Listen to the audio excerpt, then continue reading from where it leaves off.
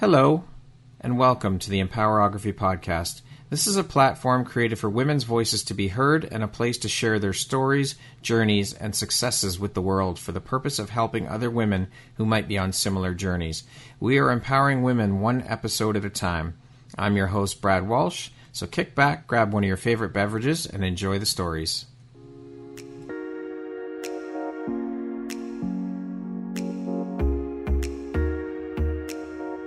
If you're looking for jewelry that makes an impact on your self-care routine and your style, Empowerography would love to offer you a discount code to one of our exclusive partners, Quartz and Canary Jewelry and Wellness Company. Please use code EMPOWER15 to receive 15% off upon checkout at www.quartzandcanary.com. Quartz and Canary is truly the place where spirituality meets style. Hello there, Brad Walsh here, your host of the Empowerography Podcast. Today, my guest is Rosalyn Fung. She is an Akashic Visibility Business Coach, a facilitator and trainer of Flourishing Life Coaching and Certification, a speaker, a 3-time international best-selling author. She's also a kick-ass second-degree black belt, so don't mess with her. A Reiki Master, a divine compassion multidimensional healer, and a shamanic practitioner. Welcome, Rosalyn. How are you doing today? Hi, Brad. Thank you so much for having me. I'm very excited to be here. I'm very excited to have our chat and be interviewed by you and hopefully give a lot of value to the audience. Oh, I have no doubt that you will be bringing a lot of value to the audience. And I am so excited and honored to have you here today to sit down and speak with you and share and learn a little bit more about all of the things, Rosalyn, and all of the magic and light you put out into the world. So thank you for making and taking the time to be here with me today. I appreciate you. Oh, I appreciate you and the platform that you've put together. Thank you. So all of those things you do, Rosalyn, I mean, that's a hell of a lot of hats you wear and quite an extensive resume. So I got to ask, how do you find the time for all of this, Rosalyn? And how important is prioritization and organization to you in order to stay on top of things? Oh, okay. So think of me as a healer, a psychic, a spiritual shamanic practitioner, guised as a business coach. Because I am not just a typical business coach. I love to bring in all the energetics. As a former psychologist, it's really important that we have a healthy leadership mindset and that we get out of our own way with shifting our limiting beliefs and align them with where we want to go in our biggest visions. And so when people work with me, what that looks like is I meet them where they're at. So I work specifically with life and spiritual coaches. Many of them are also, like myself, multidimensional. And sometimes, it's not the strategies that are going to help them move forward if their beliefs about themselves are holding them back. The fear of showing up, the fear of judgment if they show up. The money mindset is another thing, asking for the sale or even receiving money. These are things that really do hold us back. And so that's where I can come in and do some belief shifting through a subconscious somatic healing way that I'm certified in called hakomi. And then we apply the strategies, if you will, to help them move forward. So I bring in the alchemy of all of who I am. That is powerful. Very powerful. Yes, it is. Thank you. And it is. It's really interesting. I can't explain the work that happens because it is very experiential and the transformations that happen even in a session with clients. And just they feel different. Like they see with new eyes after, or like even just the way they're approaching sales or money, they're just see and feel different about it after a session. Like, okay, now then it's integration and now it's time to go practice and put that into play in a new way of being and showing up. And so with time and organization, that's how I'm very efficient. I bring all of who I am into one. But honestly, it is really important. And what helps with that is having a clear plan, a clear path to that's really aligned with our vision. So focus, which is actually my word for the last little while, and I think I'll carry that into 2023, is really important. being able to focus on the things that really will help us move forward in our life and in our business. I'm very curious then, with all of these hats you wear, with being a serial entrepreneur, what does your morning routine look like? Ooh, I love this question, Brad. Seriously, it's the most important time for me. And because it's like, I love my mornings. For me, I always preach about the most important relationship is the one with yourself. Well, it's the one with spirit, but it's also with yourself. You know, I find that way too many times people wake up and then they start scrolling on the phone, looking at social media, they're turning on the news or the radio, and already you're reactive mode. For me, what I often suggest to others is start the day with going into a relationship with yourself. And if you're spiritual, with spirit. And so whatever that is, high power, high self, God, spirit, Buddha. And so for me, I wake up usually around 5:30 or 6, and I'll change into my workout clothes. I'll go and take my supplements after I go to the bathroom. We all do that. Of course. The bodily functions, yes. And then I'll open the Akashic records, which I know we're going to jam a little bit more about. Yeah. Basically, I'm connecting in with spirit, and I'm connecting in with my guides, my angels, my ancestors, and channeling some answers. What do I need to know today? How shall I serve today? How shall I show up today? What is important for me to know today? And sometimes I'll pull spiritual cards for that additional messages. I'll journal. So I really sit with myself and with spirit and ground myself in the day. Now, I also have a very busy mind. So my ego mind might, come in on, I'll just need to write I don't call it a to-do list. I call it an abundance task list. I like that. So I'll kind of brain dump if that does need to come through, such as like, what do I need to get done? Who do I need to delegate that to? Whether it's people on my team, in my company, or if it's like literally more of a family personal thing. And then sometimes, often my channeled messages for content marketing, marketing myself out there, aligned with my brand. What do people need to hear through me comes through very clearly. And so I may jot down some of the content marketing that I want to put out there. And then I work out. And then you work out. And then my kids get up at 7, my husband gets up, and then it's mom life time. You've got that me time, though, which is great. You've carved that out for yourself every day. And I would imagine that's a non-negotiable. It is a non-negotiable. Yeah, absolutely. In fact, if I miss that time, I'm not as grounded. I'm more anxious. I might be a little bit more irritated. So it's really important for me to have that time, and for the world. If they want the best of us. Yes, it's important for everybody else in your world. That's right.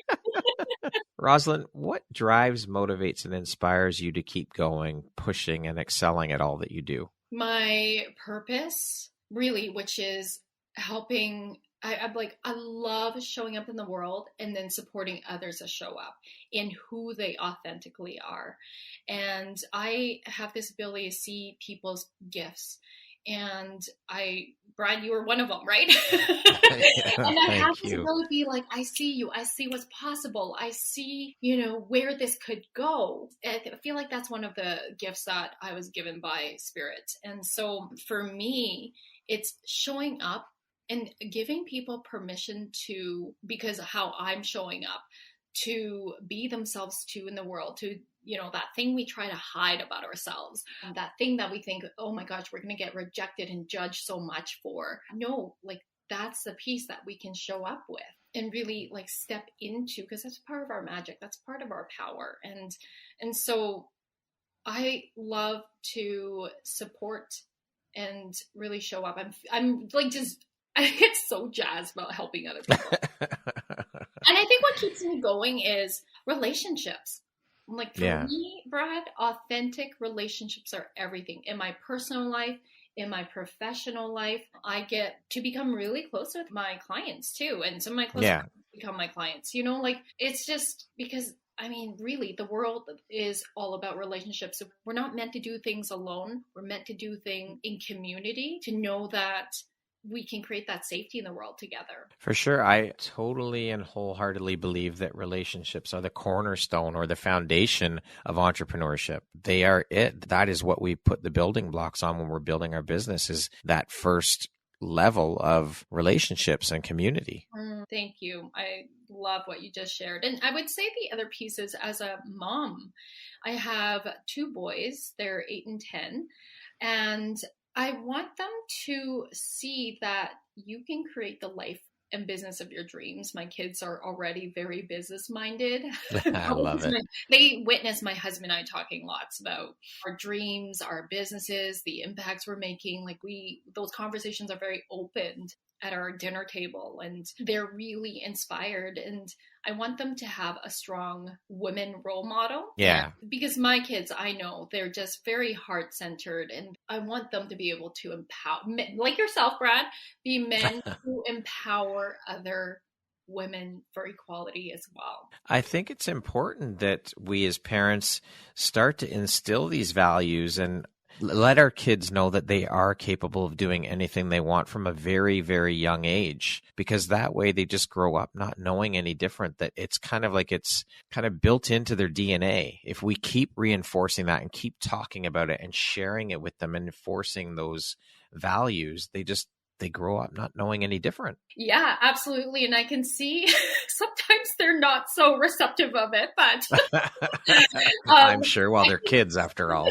I can see how even last night I asked my older son, I said, hey, are you doing some supervision? Because he loves supervising the younger grades at lunchtime. He's like, oh no, all the grade 4s have taken it. He's in grade 5. And I said, well, why don't you ask the teacher or principal, whoever is in charge of the hours for supervision? And he's like, well, no. And I'm like, why not? Like, if you don't ask for it, the answer is no. And I could hear him for once not be resistant and go, oh, maybe mom's got a point here. Mom knows a thing or two. I could feel him turning his wheels. And I said, listen, in the real world, in the work world, usually you don't get handed down promotions. You need to go and ask for it. You need to have a voice around what you want and go for it. And I could hear him just like literally wheels turning, and I could feel that be like a new belief for him. And I feel like it's something that was so important for him to know moving forward. That is awesome. I love it. Rosalyn, what inspired or occurred for you to get you on this path to doing the work that you're currently doing? Because as you mentioned, you were a psychologist, and we're going to talk about that a little bit later, but what inspired or shifted or happened for you to get you on the path that you're currently on? Yeah, absolutely. Actually, being a psychologist is so much part of my story. So I will actually rewind it back to the year of 2008. And I was competing in a figure bodybuilding competition. And on the outside, my life looked completely, quote unquote, perfect. So I had just started a private practice as a psychologist, as a student psychologist. It's called provisional. So you're not quite registered yet. So you still need to jump through quite a few hoops. Okay. And I was a newlywed. Still married to the same man. We've been together for 20 years, married for 16, very happily. And a 2nd degree black belt in karate, and a role model to kids, teens, and adults. And so on the outside, I had like checked off all the societal check boxes, and I was very confident in everything that I did. But Brad, behind closed doors, secretly, I was struggling so much. I was struggling in really like my self-image, my self-worth. And I was struggling with disordered eating. So I was restricting my food, binge eating, feeling guilty, beating myself up. And then my form of purging was by over-exercising. And this went on for years prior to this bodybuilding competition. So I got into bodybuilding for all the wrong reasons. And it was not quite self-aware back then. I was about 25 years old. Okay. And I came in last place on that day. And I was so devastated because I was like, how could I have worked so hard for this body, sacrificed so much, and came in last place. So that led to a breakdown, which at the time, I think my ego was so big, I did not go get help. But I was willing to go and learn as a therapist about this new method called hakomi. And what hakomi means is, how do I stand in relationship with myself? And how do I stand in relationship with others? Because we're always in relationships. And so it's a mindfulness experiential method where it combines neuroscience, psychology, and this thing called spirituality. So, of course, when you're learning something, you cannot not work on your own shit. So I realized I was unconsciously operating from this belief that I'm valued in my doingness, in my performance, in my status, my titles, and, all the societal stuff, rather than my beingness. And my doingness was never enough. And so from there, I was like, oh my gosh, no wonder I'm an overachiever. I'm a perfectionist. I'm a hardcore type A, no pain, no gain, keep pushing, pushing, pushing. And so that was the very start of my journey to awaken and start to come home to myself. I don't believe that journey ever ends. And learn the art of being perfectly imperfect and slowing down. And so fast forward, I got certified in hakomi, which is what I talked about earlier, that approach where I can shift subconscious beliefs really quickly when I'm working with my business coaching clients. And also I got certified in eating psychology. And I worked with many former versions of myself. I became the go-to psychologist in my city in food and body image. And I was now at this place seeing all this community I'm creating with my clients and just the transformations.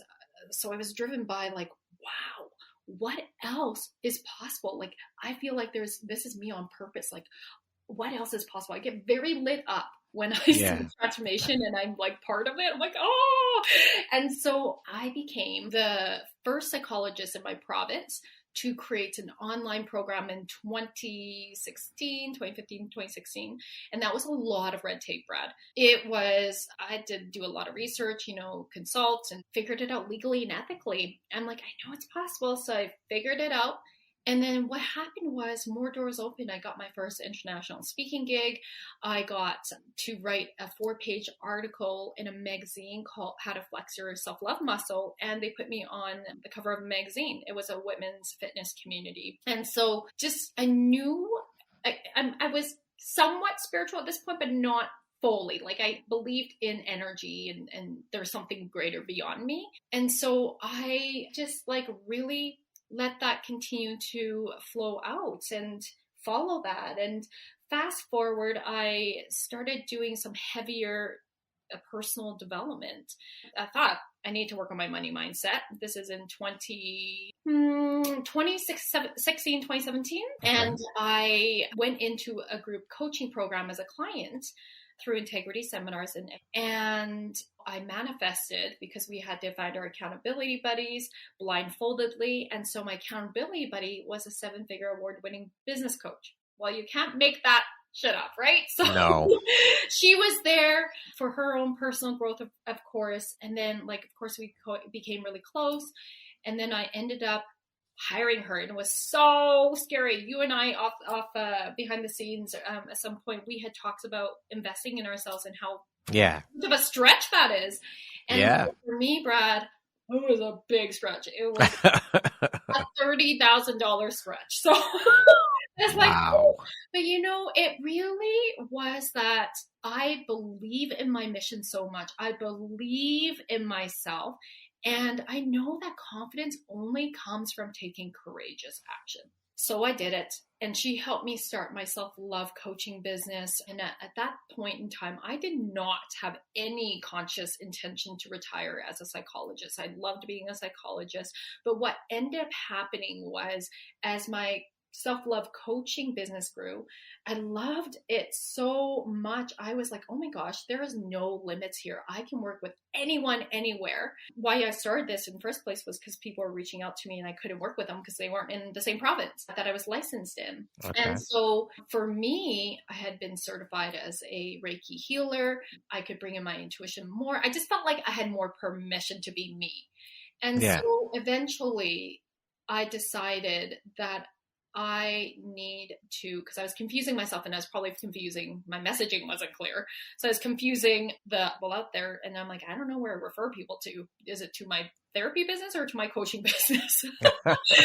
So my self-love coaching business grew very fast too, because I speak and sell, and that's what I help my clients do. And that's what helps me sell out as a psychologist as well, which really wasn't a thing. Like, I feel like I really trailblazed in that area, going around speaking and selling. And so, I made the scary leap of faith. My business coach was like, all right, Roz, you got to set a date. Oh man, was I so resistant setting a date to retire as a psychologist. And so I did. I set it out to be 6 months. We had a business plan so that strategic wise, there was the foundations already put in place. And then when it was time to renew my license, it wasn't even a big deal anymore. I even had a big coming out party to announce that. I love it.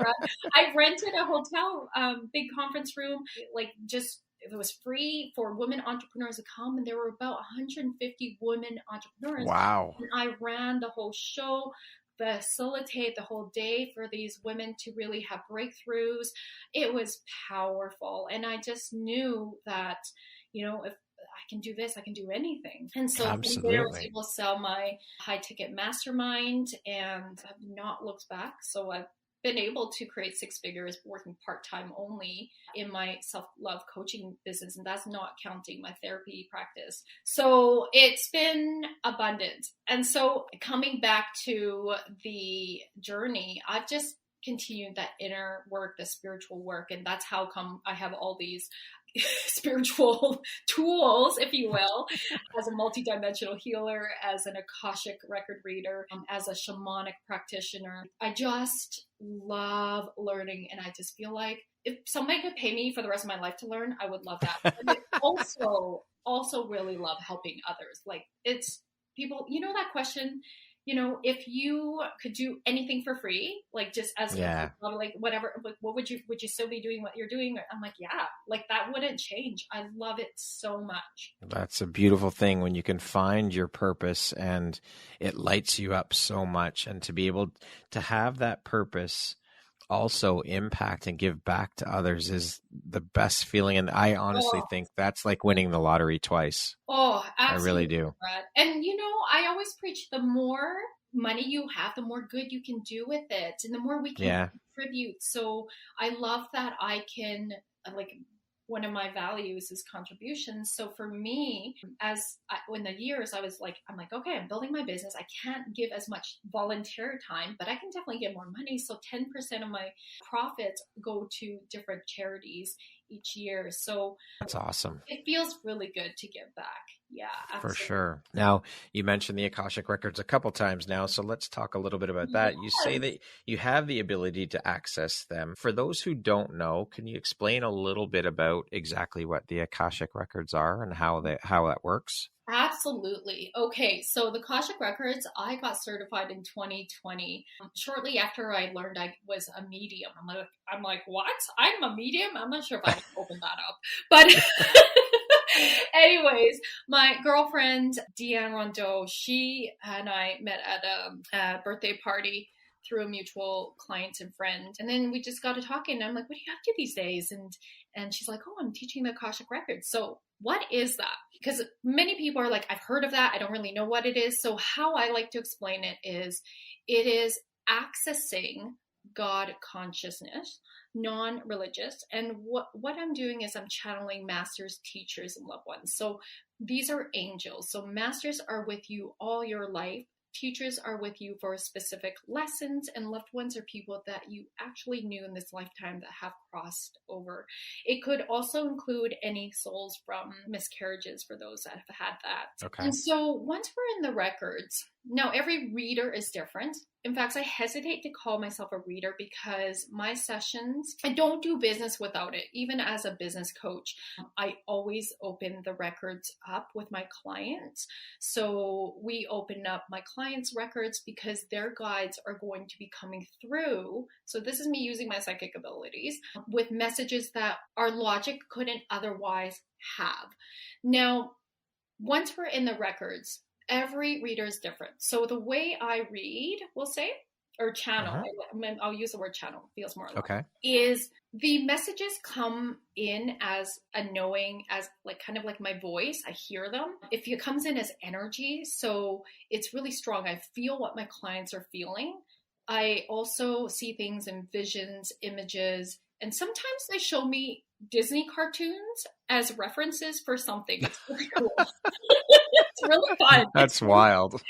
And so I'm also very kinesthetic. So I move a lot. So if I move to the right, they're showing me my client's soul purpose and their future, what's aligned for them and the possibilities. And I always like to say possibilities because it sounds like a freaking like cheesy 8-ball fortune thing. Right? So it's what's possible. And then they also move me to the left for past lives. So usually they show me past lives because if my clients can ask any questions they want, the only ones I can't answer are how long will this take and when will this happen? But I can generate a time period. So they'll show me, if they ask questions around why do I have a block around this, or show me about this relationship that I'm having conflicts in, or why am I like not getting new clients? What's blocking me? I'm noticing my money's leaking. What's blocking me? These are some common questions I get. And so sometimes they'll show me past life and that there's been a life where there's these kind of patterns that have blocked them in relationship or in power. Power is a big one, actually. They got killed for being powerful, or they had a lot of money, but they got taken from them. Or there's a lot of like interesting stories around actual death lives. And so with relationships, it could be similar things or just conflicts. It's very interesting because especially when I don't, like I really just, a lot of people come see me when I don't really know them. And so when I name something, they're like, that's what's happening in my current life. I'm like, oh, that's interesting. So I'm like, that's, so it could be like their current spouse was in a past life with them as their father, or they could have been in a spousal relationship back then too. But what we do is I have the ability to clear things with light language, which is a language that only our soul can understand.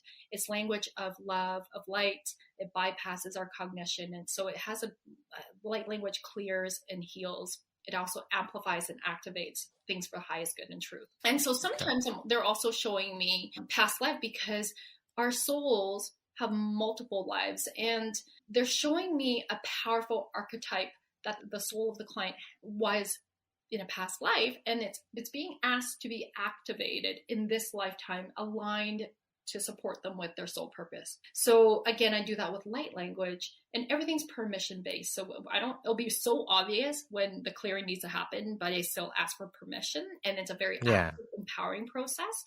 And sometimes with blocks, they show me the present life of the client, but it's them being a child. And so that's where I'll name what I'm seeing, what I'm witnessing. And then we bring in hakomi, which is the somatic healing approach. And then I might bring in my Reiki healing dimensional energy to really heal some of whatever needs to be healed on an energetic level. And so business coaching, of course, comes in. So when we look at visioning what's in store, what kind of business. Yesterday, I just actually had a new client. She's an Akashic reader herself. And she was asking me about her offerings. And I get the guidance about, and I didn't know her. She's new for me as a new person. And I could energetically just feel what was aligned. And I could energetically feel what was not aligned. So I was able to share with her how to rearrange things, what she's working towards, why is this happening? It's really cool. It's just really fun, especially when, again, strangers just come and have a session and I'm like, okay, this is what has built my confidence. And then they're like, oh my gosh, that's how actually what's happening in this lifetime. Yes. Oh, yeah. Okay. That makes sense. And even yesterday, I was able to see this client's future program. And so again, I see things in energy. And so for this client, I said, your branding is like purple with gold. Like you're this, I didn't know it was her branding. Sorry. It was like this high level program she was supposed to be putting out in the world. I said, for some reason, it's purple and gold. And she's like, those are my branding colors. Wow. So that's really cool. That's incredible. Rosalyn, what in your opinion is the most important quality or skill set as a business coach? Such a good question. And the first thing that comes to mind is, there's two, Brad. Okay. Two. That's okay. I'm going to say integrity and embodiment. I'm like looking at the time. It's 1:11 when I said this, my time. So I say integrity because it covers a lot, right?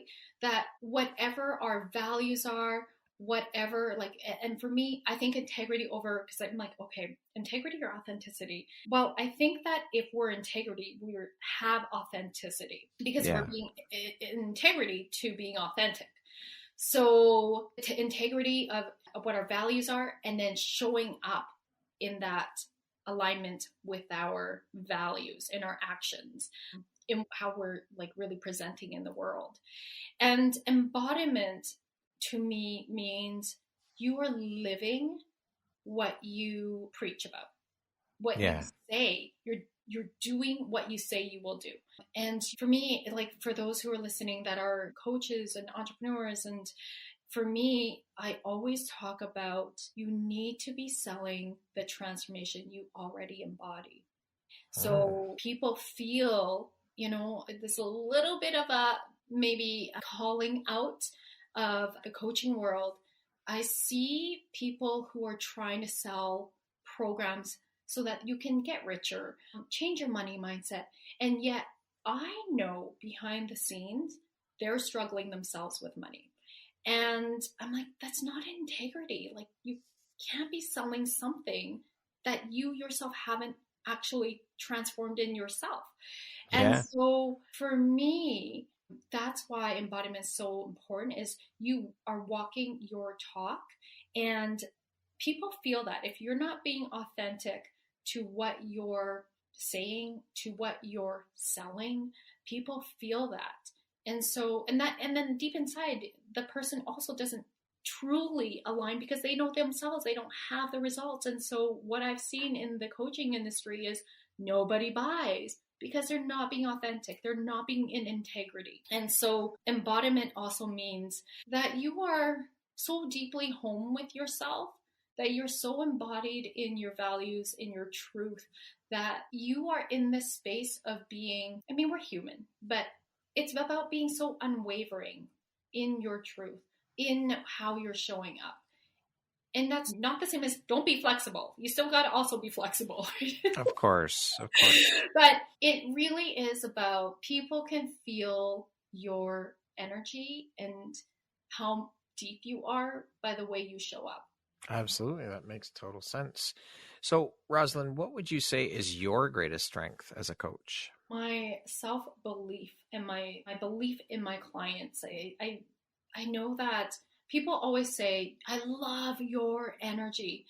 And I appreciate that. I think that is, I don't know if like energy is a strength. I definitely don't want to minimize that. But energy is really about my embodiment of who I really am. And I guess that would be my strength.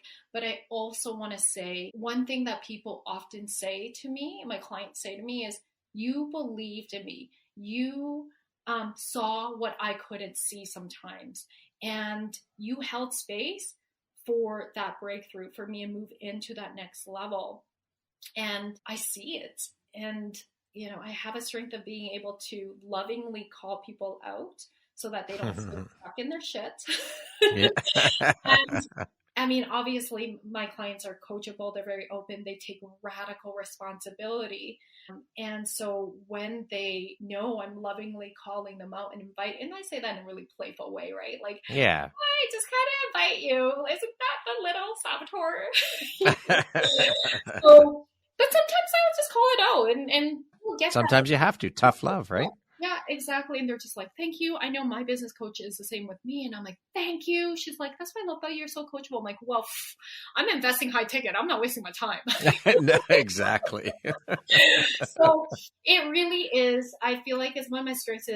Like, I just naturally believe when I see like someone's potential and possibilities, I just hold them to that higher standard, not from an ego perspective, from a place of, holy moly, I see what's possible for you. And I'm going to support you in stepping forward. And stepping into that power and that authenticity. Absolutely. Rosalyn, how and when did you discover you had the gifts of being a healer? Ooh. How much time do we have? Brad, okay, I'm going to try to like keep this with, where do I want to start? So let me put it this way. I didn't know for the longest time. I was one of those people that were so scared of psychics. I was so scared, like this is growing up. This is all the way till I was like 30 years old. I'm 41 now as we're recording. I was so scared to go in those like haunted houses at carnivals. I was and like, I knew it was an overreaction energetically, but I was so scared. I remember one time, I don't even know how this happened. My husband and I went into a carnival haunted house, and he's like trying to run away from me, and I'm like crying, and he's like laughing at me. My husband is a quite nice man. I'm the one who picked him that, but he was laughing. And he's like, you're a second-degree black belt. Like, this is ridiculous, Roz. I'm like, I don't understand, but like, don't leave me. And this is probably when I was in my 20s. And so fast forward, one person that has been like, interestingly, one of my influencers in this opening and awakening was my colleague, Dr. Lynn Kostrek, who is a psychologist, and she was the owner of the place where my private practice was for 11 years. And we started out in a different private practice, and we just really connected. And she, being a psychologist, was the one that actually opened my intuition. She's like, hey, like, she's very intuitive herself. And so she just kind of gave me some different ways to look at when we were consulting about clients. And I was like, oh, what? Tell me more about this. And so I noticed that I was able to help a client who wanted me to tell her she was crazy to go, you got some gifts here. And so along the way, the private practice is in an old heritage home. And so we had a psychic party. This is just after I had my very first psychic reading when I was 30. I was at the tail end of mat leave with my now 10-year-old son. And I just remember all the women there were talking about ghosts like it was no big deal. And I'm like, oh my God, I'm having an overreaction. Like, this is freaking me out. It's funny now because these are the kind of people I hang out with now. But, and so I was just like, oh my God, you guys, I can't see the psychic. I freaks out. Anyways, long story short, I did see her. I didn't quite get answers of why I was scared. But then that same week, my girlfriend, Andrea, flew from Ontario to Edmonton. And I started telling her this. I'm like, I don't understand why I'm so scared. And within a minute, she's a psychic. So within a minute, she was like, Roz, I see you as a 5-year-old girl-ish, like very young, trying to open the door, and your parents are on the other side of the door saying, not until you calm down. And immediately I had a flashback. My body remembered. I started to feel light. I started to cry, and I'm like, I remember that. What happened? I remember being there. And she goes, you saw an earthbound ghost, which is a ghost that doesn't know it's dead. And so I was like, oh my God, I remember that too. I remember he looked like a, 45-year-old man, overweight, had a plaid shirt on and trousers. I can see it clearly to this day. Wow. And he was yelling at me and my parents. But my parents can't see. They're atheists. They're not open to this world. But I could as a young girl. And Andrea told me that he was yelling at us to get out of his house. And at this time, we had just moved from Calgary to Edmonton. I was about 4 or 5, and my parents were having the house that I grew up in being built. And so we were staying in this rental. And so from that day, I immediately hired Andrea I'm like, because I got these gifts I didn't know about, and now I'm a little bit more open. And so she's a shamanic healer herself. And so she helped me connect with my high self. Then from there, I got certified in Reiki. And then all of a sudden I got gifted light language. in 2019. And I didn't know what to do with it. I was like, oh my God, I've only heard 2 other people speak to it. And I always felt like, oh, it feels like home when I hear this. And I just energetically knew one day I'm going to be able to do that. And so funny enough, I got gifted light language. This is quite a story too. But basically, I ended up at a Christian conference. One of my then business partners was very, very Christian. She's very much into it. God saved her life kind of thing. And I was like, all right, I'll check this out. Right. And there were so many signs that God was very present. I actually grew up Catholic. Funny enough, my atheist parents were like, go to a Catholic school. You'll be safer. I don't know why, but wow. So, I already believe in God, but we didn't practice. So for me at this point, I believed in God, but I was not very public about it. I felt like, oh my gosh, I'm going to I don't want people thinking I'm going to impose a religion on them. And on the outside, I know logically that would have never been the case. I mean, it's like how I am now, talking about my spiritual relationship, and it's just my experience of it. And yet it was an internal poke. And so I just saw lots of signs that God was present that you can't, really deny because they're right there. Lots of miracles. And so I just came out of the G closet and I'm like, I believe in God. I did a Facebook Live and crying. And it was awesome because there were so many people who were like, thank you. We feel the same way. We are so scared to come out of the closet and just say we love God because we don't want anyone else thinking we're like these, I don't want to judge, but the people who get a little too extreme and judge people because you're not that religion or you're not practicing fully in that religion. And so it almost becomes cult-like, right? And so for me at the Christian conference, I wanted to get prayed with. And so the person started speaking. They said, repeat after me, and I think the person was like a pastor. So, I believe in the gift of Lord. I believe in the gift of the Lord's tongues. And so I'm repeating this. And then they started speaking tongues. And then I'm just beautifully staring in awe of them. And then they're like, no, you too. I'm like, what? So and then I started trying to speak and copy what they were doing. And my mouth started taking on its life of its own. And they're like, that's your gift. There you go. So I was like, oh my God. I can speak tongues. And so really light language, is tongues. It's language of love. That's how I see it. And so from here, then I was practicing in the car. I'm like, wow, blah, blah, blah, blah. That's not what it sounds like. We can actually do what it sounds like in a bit here. But I was laying with it and practicing with it. And I'm like, wow, I can speak. Oh my gosh. I felt like a deeper sense of home within my spirit. Now and so the journey has continued. I got into shamanism because for me, it was my personal development teacher who's been so impactful in my life. Rayanne with Shots of Integrity seminars. My husband and I see her as our life coach, and her group coaching programs are incredibly life changing. And so with her personally developing in shamanism, she then started bringing in the program. And Rayanne's kind of one of those people that I'm like, anything you're doing, I'm in, because man, it's good juju. Yeah. And somebody probably is like, oh my God, that sounds like a cult. But honestly, when you truly know the community that, we all resonate with community. I hope that's another value of mine's community, that we find our tribe. And when we find those people that really impact us so profoundly, and so we want to lean in more. And so for me with shamanism, it was because you're taking human psychology, human behavior, the study of that, and then infusing it with spirit.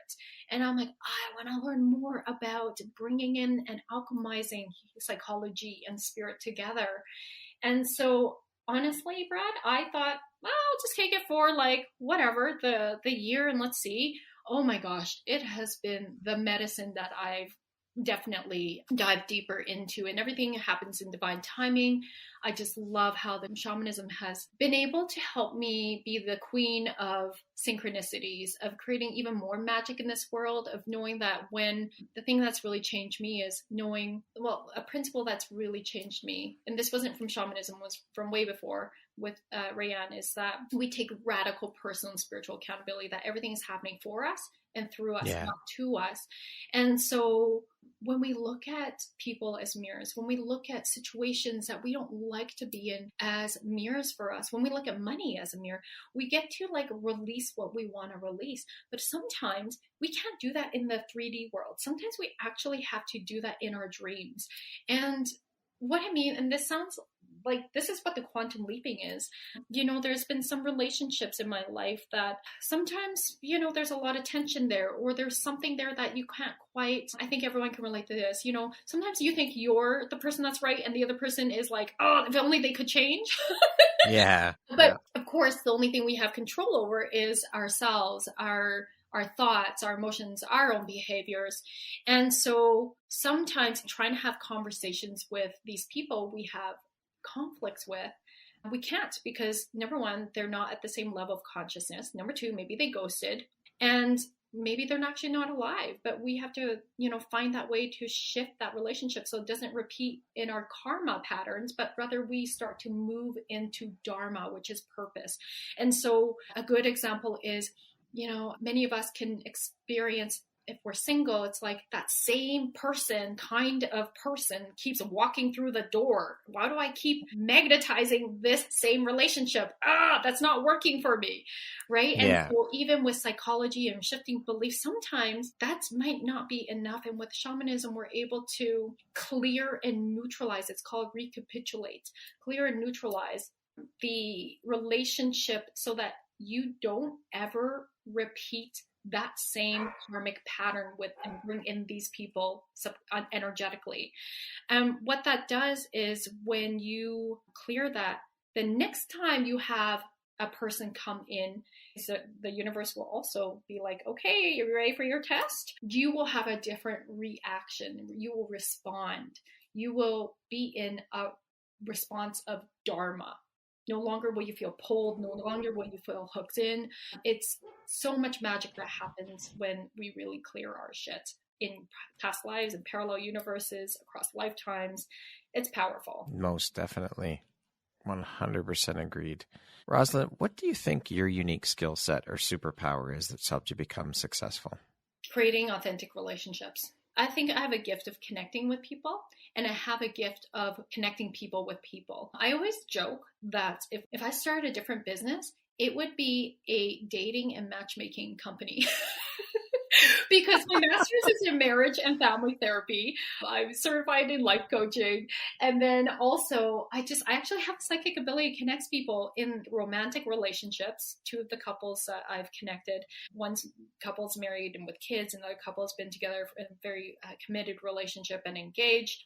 And then I have the ability to connect people in business. I'm like, oh my gosh, you and you need to know each other, or like people in my communities start to connect, and then they go on to become referral partners, or even, clients of each other, or they go and do like business together, like joint ventures. So connections are everything. I think it's the reason that of my own personal success and abundance in my life. Abundance is not just about money, it's not just about prosperity, but abundance for me is like feeling joyful, feeling fulfilled, feeling healthful and plentiful in all the ways, especially with fulfillment and joy. And to me, what makes the world go around are relationships. For sure. I agree with you 100%. Like we said before, that's the cornerstone and foundation of entrepreneurship. It absolutely is. So speaking of success, how do you define that word? What does the word success mean to you? I love that question. And I feel like I answer it maybe differently each time, depending on where in my evolution process it is. So success is me being fully aligned with joy.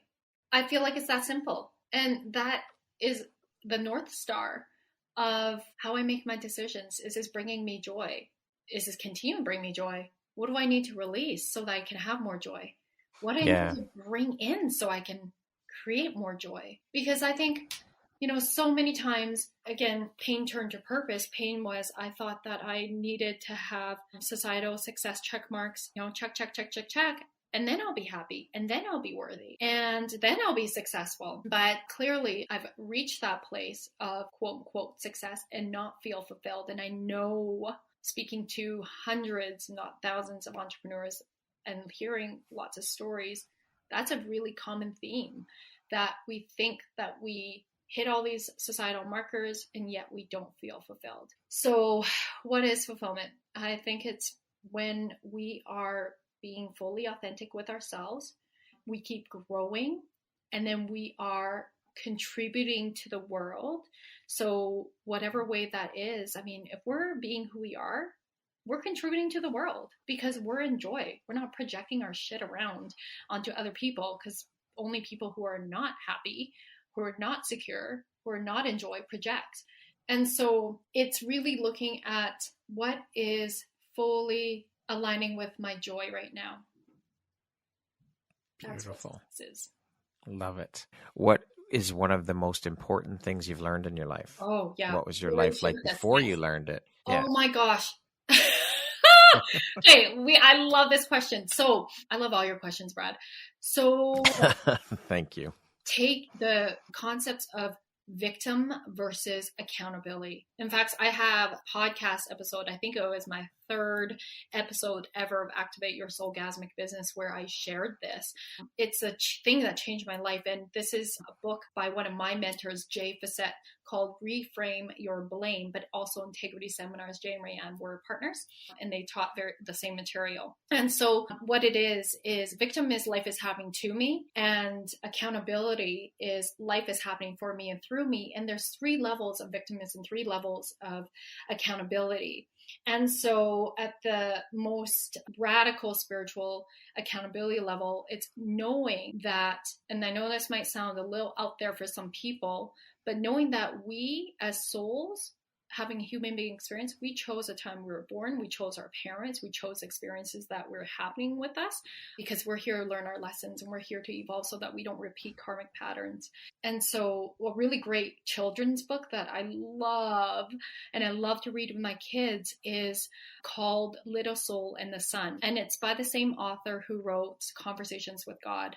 And it's all about soul contracts, that before you come here on earth, your soul is having an agreement with another soul. So the person that's your father or your mother, the person that becomes your partner, the people that will come into your life. You and me, Brad, we had a soul contract, soul contracts. And so it's like, we came down here, we had an agreement before coming down here in these meat suits to say, okay, this is what our relationship is going to be. And then I'm going to do this to you, which you're not going to like, for example. And you're going to, and I'm only doing this because you're going to need to learn forgiveness, for example. And so everything that happens is happening for us. That when we, and I think it's really important, honor your feelings, honor all feelings are healthy, honor the anger, honor like everything. We must feel that, or else we're going to bypass. And we don't want to bypass, because that's going to come up in the future then. So we want to be able, though, to get to a place where we can see the person that's triggering us so much, or the situation that's triggering us so much, is actually a teacher. And that's where our medicine is. If we allow ourselves to lean into that trigger, to go, what's here for me? Why is this triggering me so much? What's my beliefs around this? How can I see this differently? You know, and what's the lesson I'm supposed to learn here? And oftentimes you'll hear it's surrendering. It's forgiveness. It's letting go. It's not being as attached to whatever it is. And it's easier said than done, let me tell you. But when you get to the other side, you become free, because now everything is neutral until you put meaning to it. And how you do that is based on your belief system. So if something triggers you, then it's time to look at, what is that about? What do you need to do to, maybe it's speaking up, maybe it's setting boundaries, maybe it's surrendering. Like, again, it depends on the situation, but you free yourself from the trigger when you lean in and go through it. That was one of my most potent lessons. And I take that every day into my life. When something happens I don't like, that triggers me, that, like isn't going my way. My God, Brad, I say the most expensive, like my biggest lessons come expensively, usually both financially and emotionally. Yeah. But what's beautiful is I can course correct right away. Like, the more we stay in our power, the more we see things from that place of, this is happening for me, and I just need to really figure out how is this happening for me? Because it doesn't feel good. But has for me, I'm able to quickly repair it. So I can tell a juicy example. Yeah, sure. So recently I had a client. This is why I call in the clients I do now. I've had clients in the past that were victims and that were seeing like not being coachable, and they were not looking at me like I was trying to be supportive, and they hadn't done enough of their trauma work that they thought I was like they saw me as their mother. And I was like, I'm not your mother. This is years ago. So now I have clients who take radical responsibility. And I think it's because I've cleaned up my energy. I'm not calling in any sort of victim stuff. Anytime I see a victim energy in my life, I'm like, oh, okay, I'm going to use that as a mirror. Where in my life am I showing up as a victim? And so recently I had a client who actually called me out with so much love. She's like, hey, I am just noticing that we're not having as many calls as you had promised me in my contracts. And I'm like, really? So I look, so I'm like, oh my gosh, you are so right. And so of course I took accountability and I said, I am so sorry. Clearly, and honestly, Brad, I think lately, I don't know if you saw that post, but I pretty sure I have ADHD, and it's been out more as I'm scaling my business to the next level. So I'm like, oh shit, here it is. And so this is where authentic relationships is key, because this client was like, girl, I get it. I have the same stuff. And also the fact that I was able to just be human and just be like, I apologize. I'm going to make this right. And I was able to make it up to her and create something that felt like a win-win-win for both of us. And so in the past, I will say that would not have happened that quickly. And like to have a relationship with a client where it was so easily repairable, I definitely have learned lots of lessons. And I think this is a celebration. I didn't see it as a bad thing. I was like, this is so beautiful that I have these kind of relationships with my clients where we can just be human together, and we can understand our humanness, and we can work through this together, knowing nobody's against each other. And then I was able to look into my business, the energy of my business and my business systems and myself, of course, because the success of your business is based on your own psychology. And I noticed where my own gaps were. And I immediately was able to close them and then shift the energy of everything within 2 days. And so what that looks like is a tighter community, more impacts, more success for my clients. So the ripple effects, like literally everything shifted. So I was like, wow, that was me sharing an example of how I literally clean up my energy. See, nothing, I have to have those conversations, those brave conversations, those hard conversations. That's it, the tough conversations. Yeah. And own up my shit. There's no ego involved. Like I would say back in the day, this is where like life really is. We never come home to ourselves. And even when we die, we're constantly stripping our ego. So we're just being here as who we are, having transparent, brave conversations to figure out, for me, that concept is of win-win-win is also really important. Rosalyn, what does the word empowerment mean to you? You know, when you say that word, I feel words in energy. And okay. I feel fire. I feel it in my belly, and that's a sacral chakra. It's an energy center of self-worth. It's the energy center of our sexual energy, which at its highest form is creative energy. And I really believe it's the birthplace of how we start to manifest. And so when I hear empowerment, it is us listening to our desires and taking that and birthing it out into the world in our power. Love it. And then lifting each other up to empower each other too. Okay, we're going to jump into a little rapid fire section here. So the next grouping of questions just be 1, 2, 3 word answer type thing, okay? I'm ready. How would you describe yourself in one word? Love.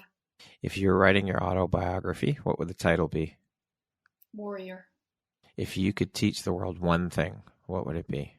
Presence. What's one thing you want but cannot buy with money?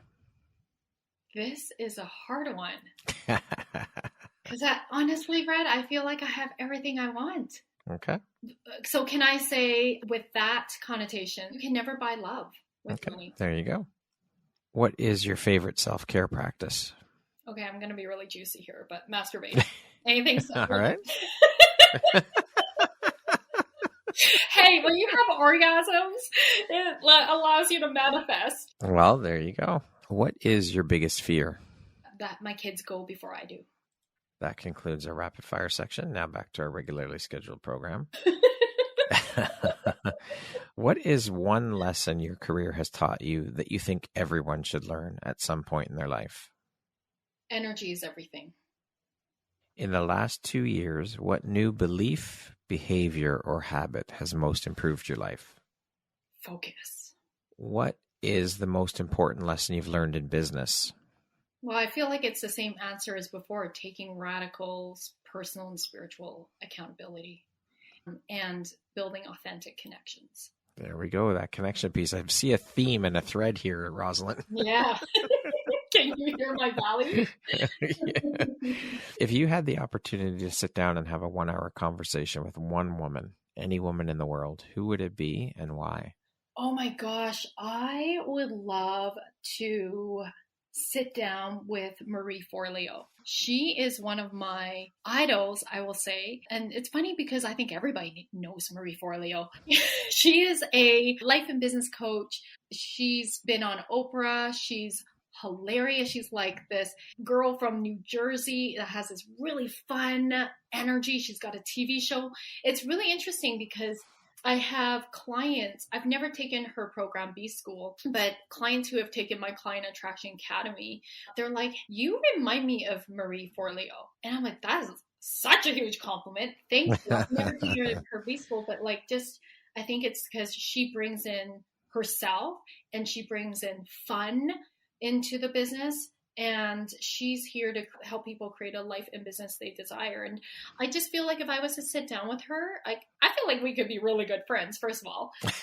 And I could pick her brain about, just all the things and lessons that she's learned. I know she's written books, but just to have that real conversation that often doesn't get translated in books the same way, right? If you could go back and give your younger self one piece of advice, what would that piece of advice be? You are enough. That is a very powerful sentence, short sentence, but very, very powerful. Mm-hmm. Yeah.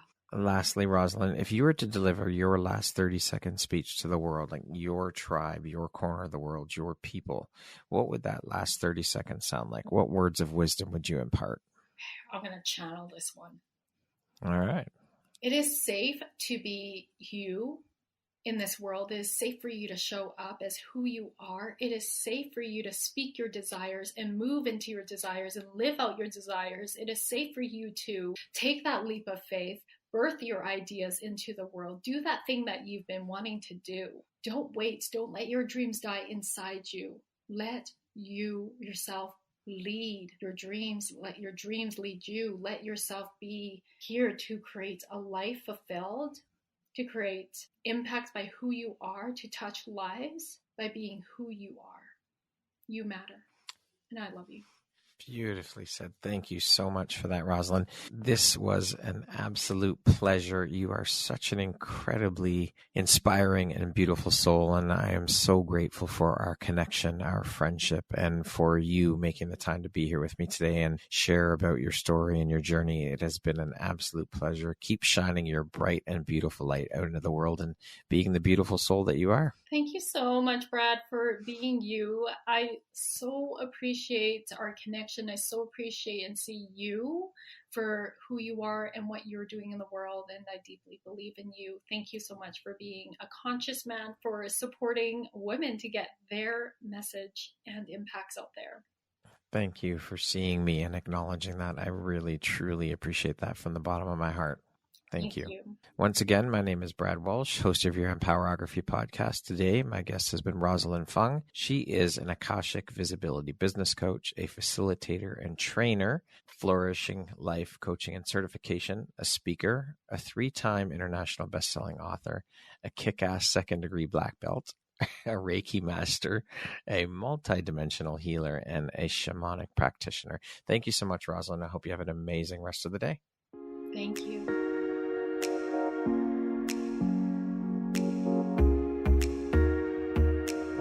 Thank you very much for listening to this podcast. If you haven't yet, please be sure to subscribe, rate, review, and share with all your friends. You can find me at visuphoria.ca and follow me on Instagram at Empowerography Podcast and on Facebook at Empowerography. Please join me next time for another inspirational story from yet another amazing woman.